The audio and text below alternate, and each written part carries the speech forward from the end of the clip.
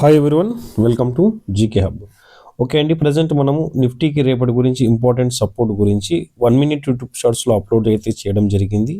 So అక్కడ time ఎక్కువగా ఉండదు కాబట్టి ఇంపార్టెంట్ పాయింట్స్ మాత్రమే అక్కడ ఎక్స్ప్లెయిన్ చేసాము. కంప్లీట్ వీడియో అయితే ఇక్కడ ఉంటుందండి. రేపటి నిఫ్టీ గురించి ఒకసారి గమనిద్దాం. రేపటి నిఫ్టీ యొక్క ఇంపార్టెంట్ సపోర్ట్స్ ఏమేమి అవుతాయి అనేసి.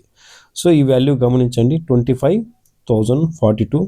ఫస్ట్ ఇది ఒక మనకు సపోర్ట్ అవుతుంది. అలాగే ఇక్కడ కూడా చూసుకోండి, ఇది కూడా మల్టిపుల్ టైమ్స్ సపోర్ట్ తీసుకుంది. ఇది కూడా మనకు ఒక స్ట్రాంగ్ సపోర్ట్ అయితే అయ్యే అవకాశం ఉంది. ఓకే అండి, నెక్స్ట్ ఎందుకు ఇక్కడ అనేసి ఒకసారి మీరు గమనించండి. సో ఓకే అండి, ఇక్కడ నుంచి మనం తీసుకుందాం కౌంటింగ్.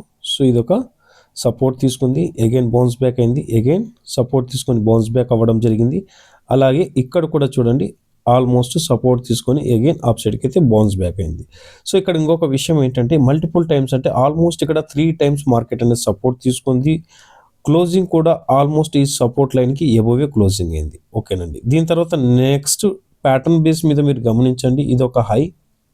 దీని తర్వాత ఉన్న నెక్స్ట్ హైని నేను కలుపుతూ ఒక లైన్ అప్లై చేస్తున్నాను. ఇక్కడ చూడండి, ఇదేమవుతుంది, ఒక ఇంచుమించు ఫ్లాగ్ ప్యాటర్న్ అవుతుంది. ఫ్లాగ్ అంటే ఏ విధంగా అంటే, ఇక్కడ ఒకసారి మీరు గమనించినట్లయితే ఈ యొక్క ర్యాలీని అంతా ఒక ఫోల్ లాగా మనం ఫీల్ అయినాం అనుకోండి. ఇది ఒక ఫ్లాగ్ ప్యాటర్న్ అయితే ప్రస్తుతానికి యాక్టివ్ అయింది అనుకుందాం. ఓకే ఫ్రెండ్స్, నెక్స్ట్ ఏంటి స్టెప్ అనుకున్నట్లయితే, మార్కెట్లో 25,000 ఎబోవ్ ఉన్నంత వరకు మనం పాజిటివ్ చూద్దాం అనుకున్నాం. ఆల్మోస్ట్ 25,000కి ఎబోవ్ మార్కెట్ వెళ్ళిపోవడం జరిగింది.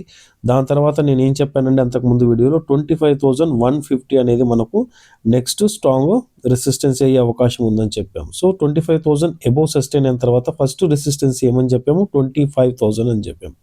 సో ఇక్కడ రేపు గమనించండి, ఒకవేళ రేపు మార్కెట్ గ్యాప్ అప్ అయితే ఏ విధంగా ఉంటుంది, ఫస్ట్ మార్కెట్ గ్యాప్ అప్ అయితే ఏ విధంగా ఉంటుంది. ఫర్ ఎగ్జాంపుల్ ఇక్కడ మార్కెట్ గ్యాప్ అప్ అయింది అనుకుందామండి. ఇక్కడ గ్యాప్ అప్ అయినావో ఫస్ట్ కంటిన్యూ అప్ సైడ్కి వెళ్తుందా, లేదా ఈ విధంగా డౌన్ సైడ్కి వచ్చి ఈ 25,150ని సపోర్ట్ చేసుకొని అగైన్ రివర్స్ అయ్యి అప్ సైడ్కి మూవ్ అవుతుందా లేదా ఒకసారి గమనించండి. పాయింట్ నెంబర్ 1, లేదు గ్యాప్ అప్ అయింది, మార్కెట్ ఇలా పైకి వెళ్ళి కొద్దిసేపు తర్వాత ఒక హాఫ్ అన్ అవర్కి ఈ విధంగా డౌన్ సైడ్కి వస్తూ 25,150ని గిన డౌన్ సైడ్కి బ్రేక్ అయిందంటే మరి మన ఫాల్ అనేది ఎక్కడి దాకా చూస్తామండి, 25,100 వరకు చూసే ఛాన్సెస్ ఎక్కువగా ఉన్నాయి. ఎప్పుడు మార్కెట్లో ఇలానే జరగాలని కాదు, ఎందుకంటే అక్కడ ఫామ్ అవుతున్న ప్యాటర్న్ కానీ అక్కడ ఫామ్ అవుతున్న క్యాండిల్స్ బేస్ మీద ఫాల్ అనేది ఇక్కడ వరకు జరుగుతుందా లేదా అనేది ఒక ట్రేడర్గా మీరు గెస్ చేయగలగాలి. మెయిన్ సపోర్ట్ రెసిస్టెన్స్ని ఫైండ్ అవుట్ అయితే చేస్తున్నాం. బట్ ఈ సపోర్ట్ రెసిస్టెన్స్ ద్వారా ఇక్కడి నుంచి ఇక్కడ దాకా మార్కెట్ సస్టైన్ అయితే వెళ్ళే ఛాన్సెస్ ఉంటుందని మనం ఎక్స్ప్లెయిన్ చేసుకుంటున్నామండి. బట్ ఇక్కడ క్యాండిల్స్టిక్ ప్యాటర్న్ తెలియకపోతే మీరు చాలా నష్టపోయే అవకాశం ఉంది. సో ఇక్కడ దాకా సబ్జెక్ట్ క్లియర్ అండి. ఈ 25,100 దగ్గరికి వచ్చిన తర్వాత మార్కెట్ కింద ఇక్కడ కంటిన్యూ ఫాల్ అవుతుందా లేదా, ఈ వాల్యూని సపోర్ట్ చేసుకుని అగైన్ అప్ సైడ్కి మూవ్ అవుతుందా లేదా అని మీరు ఒకసారి గమనించగలగాలి అక్కడ ఫామ్ అవుతున్న క్యాండిల్స్ని బట్టి.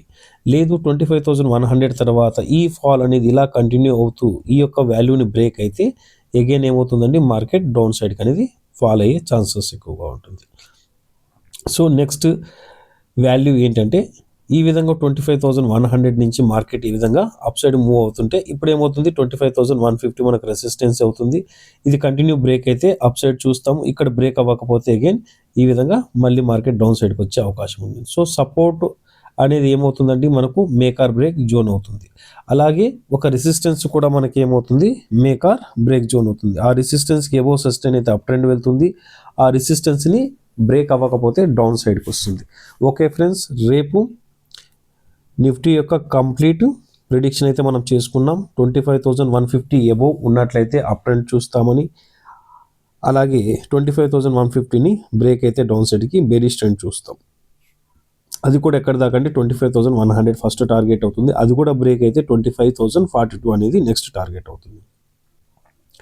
ఓకే అండి, ఇప్పుడు 25,150 ఎబోవ్ సస్టైన్ అయితే నెక్స్ట్ ఇది ఎక్కడి వరకు వెళ్ళే ఛాన్సెస్ ఉంటుందంటే ఆల్మోస్ట్ 25,200 లేదా 25,250 వరకు వెళ్ళే ఛాన్స్ ఉంటుందండి. 25,250 వరకు వెళ్ళే ఛాన్స్ ఉంటుంది. సో ఇది ఈ విధంగా మనకు వాల్యూస్ అనేది రేపటికి వర్క్ అవుతాయండి.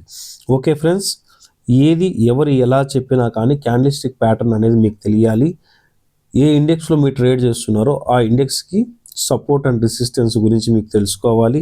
ఇక్కడ నేను చూపించిన విధంగా ప్యాటర్న్స్ ఏమైనా ఫామ్ అవుతున్నాయా లేదా, ఈ ప్యాటర్న్ పడితే మనకు మార్కెట్ అప్ సైడ్కి వెళ్ళే ఛాన్స్ ఎక్కువగా ఉందా లేదా డౌన్ సైడ్కి వెళ్ళే ఛాన్స్ ఎక్కువగా ఉందని, ఈ విషయాలు ఒక ట్రేడర్గా కానీ లేదా ఏదైనా స్టాక్లో ఇన్వెస్ట్మెంట్ చేసేటప్పుడు ఒక ఇన్వెస్టర్గా కానీ మీరు తెలుసుకున్నప్పుడే మీ సక్సెస్ రేట్ మీకు ఉంటుంది. మీ చేతుల్లోనే మీ సక్సెస్ రేట్ అనేది ఉంటుంది. Thank you friends. జై హింద్.